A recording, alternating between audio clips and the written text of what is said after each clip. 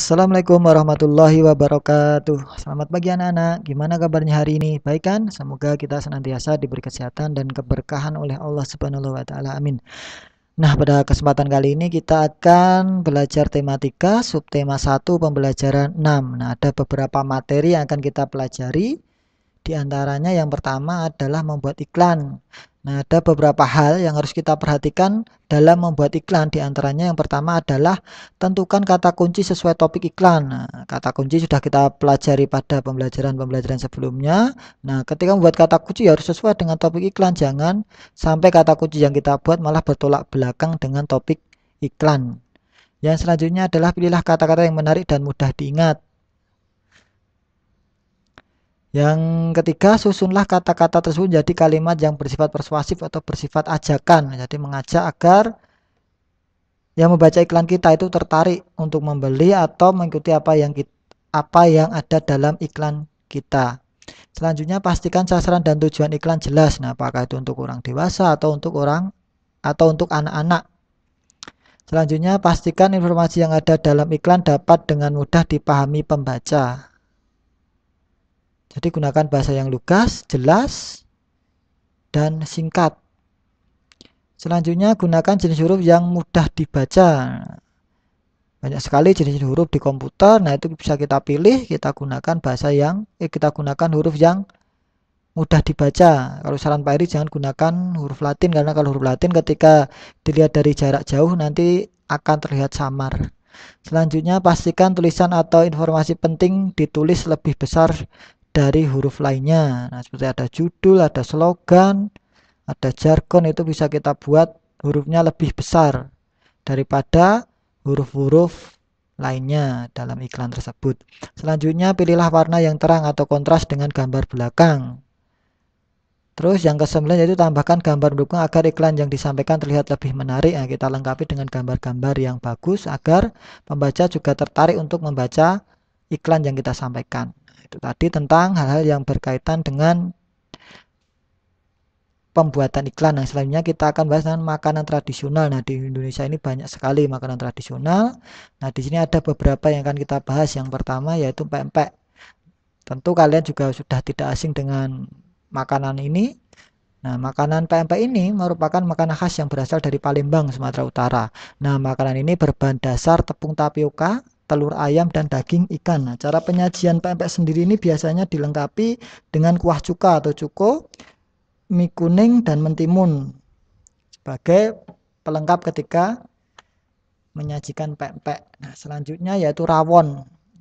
Rawon ini merupakan makanan khas dari daerah Jawa Timur. Nah, rawon merupakan makanan yang berisi daging sapi dengan campuran kuah yang berwarna hitam. Nah, kuahnya sendiri ini terbuat dari rempah-rempah seperti bawang merah, bawang putih, lengkuas, ketumbar, kunyit, jahe, cabai, asam jawa, dan biji keluak.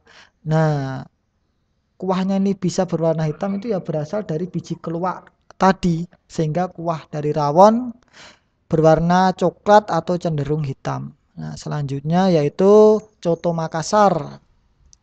Nah, coto Makassar merupakan makanan khas dari daerah Makassar, Sulawesi Selatan. Nah, coto Makassar ini termasuk makanan berkuah yang berbahan dasar daging sapi. Nah, ditambah dengan jeruan sapi berupa paru, hati, usus, jantung, dan babat sapi.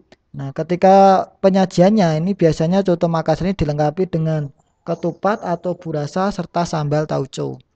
Selanjutnya lemper pengkang. Nah, lemper pengkang ini merupakan makanan khas dari daerah Pontianak. Nah, lemper pengkang ini berbahan dasar beras ketan yang dimasak dengan santan dan diisi ebi kering. Sedikit berbeda dengan lemper di daerah kita. Kenapa? Karena di daerah kita itu bentuknya tabung, sedangkan kalau di lemper pengkang ini bentuknya segi empat. Nah, ujung-ujungnya runcing. Sedangkan isinya juga beda. Kalau tempat kita itu biasanya isinya abon sapi atau abon ayam. Sedangkan kalau di Pontianak untuk pembuatan lemper pengkang ini diisi dengan ebi kering. Makanan yang selanjutnya yaitu papeda. Nah, papeda merupakan makanan khas dari daerah Indonesia Timur, khususnya daerah Papua. Nah, bahan dasar papeda adalah tepung sagu. Nah, papeda ini biasanya disajikan dengan kuah ikan kuning. Nah, kuah ikan kuning sendiri ini terbuat dari olahan ikan yang dibakar atau digoreng dan dicampurkan dengan kuah kuning. Nah, itu tadi beberapa makanan tradisional yang ada di Indonesia. Nah, selanjutnya kita akan bahas alat musik tradisional dari Indonesia. Yang pertama adalah kecapi. Nah, kecapi ini merupakan alat musik tradisional dari daerah Jawa Barat yang cara memainkannya dengan cara dipetik. Nah, yang selanjutnya adalah sasando. Nah, sasando ini merupakan alat musik tradisional dari daerah Nusa Tenggara Timur. Cara memainkannya juga dengan dipetik. Yang ketiga yaitu angklung. Nah, angklung ini merupakan alat musik dari daerah Jawa Barat. Nah, cara memainkannya dengan cara digoyangkan. Selanjutnya adalah aramba. Nah, aramba ini merupakan alat musik tradisional dari daerah Sumatera Utara. Nah, cara memainkannya dengan cara dipukul menggunakan alat. Yang selanjutnya adalah serunai. Nah, serunai ini merupakan alat musik dari daerah Nusa Tenggara Barat. Nah, cara memainkan serunai ini dengan cara ditiup. Selanjutnya adalah rebab. Nah, rebab ini merupakan alat musik dari daerah khusus ibu kota Jakarta. Nah, cara memainkannya dengan cara digesek.